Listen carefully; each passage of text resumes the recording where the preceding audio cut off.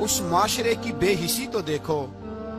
बेटी जान होती है बाप की, बेटी रौनक होती है घर की।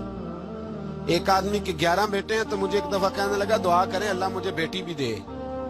तो मैंने कहा 11 बेटे हैं, कहने मेरी तो मंजी नूं रोना भी किसे नहीं, बेटे तो नहीं ये काम करते, तो दुआ करें अल्लाह बेटी दे, मेरी चारपाई के पास तो कोई बैठे। ओ भाई बेटी जो इतने वकार वाली हुई तो आप पढ़िए ना, हजरत दाहिया कल्बी कहते हैं उस शख्स ने आके अर्ज की या रसूल अल्लाह सल्लल्लाहु अलैहि वसल्लम मैंने 100 बच्ची जिंदा दफन की है, जिंदा दफन। और कहते हैं मेरी अपनी बेटी, मैं सफर पे था तिजारत पे, तो मेरे पीछे से मेरे घर में बेटी हो गई। मेरी बीवी ने अपने मेके जाके छुपा दी, तो मैं वापस आया तो उसने कहा बच्चा हुआ था, फौत हो गया, मैंने दफन कर दिया।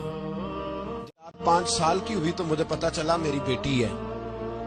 कहते मैं उसे लाया और मैंने उसे कहा मैं तेरा बाप हूं, तुझे तोहफा लेके दूंगा, खाना खिलाऊंगा।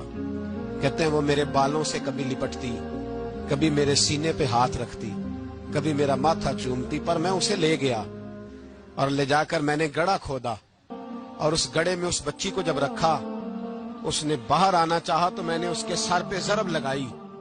जब चोट लगाई तो वो दोबारा गड़े में गिरी।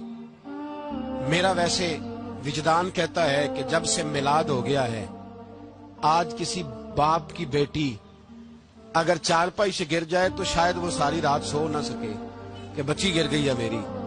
कहते मैंने चोट लगाई, सर पे खून बहा तो वो गिरी, मैंने मिट्टी डाली, वो अब्बा जी कहती रही।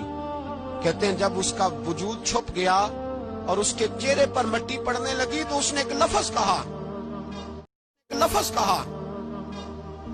वो लफ्ज मुझे आपके पास लाया है।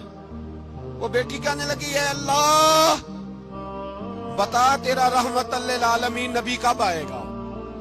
या अल्लाह बड़ी बेटियां दफन हो गईं, बड़ी माएं मंडियों में बिक गईं, गरीब बड़े लुट गए, परेशानियां बड़ी बढ़ गईं, अल्लाह बता ना तो उसे कब भेजेगा।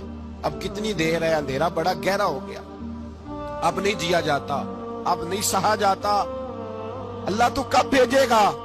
हजरत दाहिया कल्बी कहते हैं वो बता रहा था और नबी करीम बार बार अपनी चादर का पल्लू उठाते थे और अपने आंसू पूछते थे, बार बार चादर का पल्लू उठाते थे और आंसू पूछते थे, बार बार उठाते थे आंसू पूछते थे।